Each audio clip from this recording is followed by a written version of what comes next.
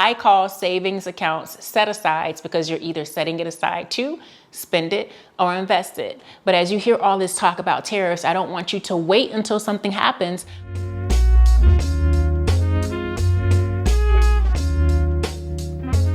When it comes to the proposed tariffs and the impact that it could have, I want to bring your attention to 5 groups of people. The first group is students, then we have small business owners, then we have self-employed individuals, then seniors, and then single people.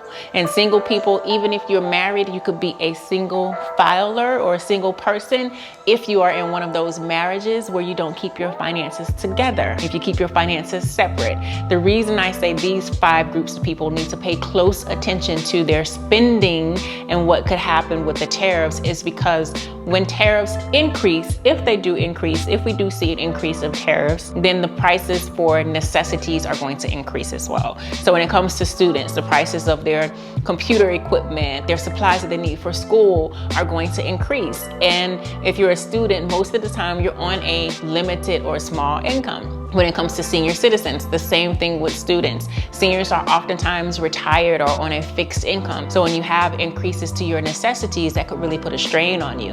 When it comes to single people, single individuals, married people who keep their money separately, you don't commingle with everything else except that money, but that's the video for a different day. When you see increases to needs and necessities, and if you don't have that person, that partner, that other pool of money to put your money together and say, hey, how are we going to weather this storm and make changes to our budgets together? It puts a little bit of a strain on you. Small business owners and self-employed individuals, and they're different because you can be a self-employed individual and not employ anyone but yourself. And you can be a small business owner and then you employ other people.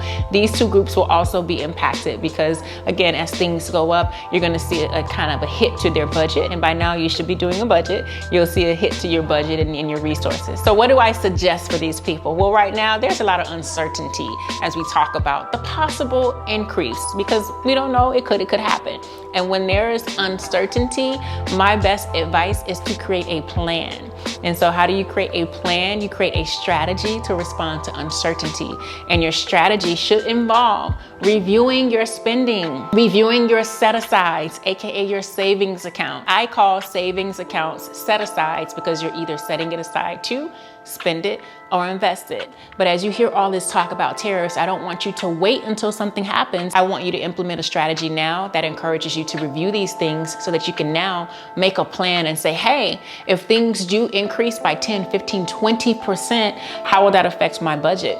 How can I reduce my spending? How can I increase my income? As a quick recap, you got students, seniors, self-employed individuals, small business owners, and single people that's married, married people that's single, all the S's. Until next time, I'm Hyacinth Henderson. Peace. Hey, Hyacinth Henderson here, just popping in to remind you that any information shared is information and education and not personal investing advice. Personal investing advice should be specific to you, and therefore you should seek proper financial counsel for personal financial advice. Thank you.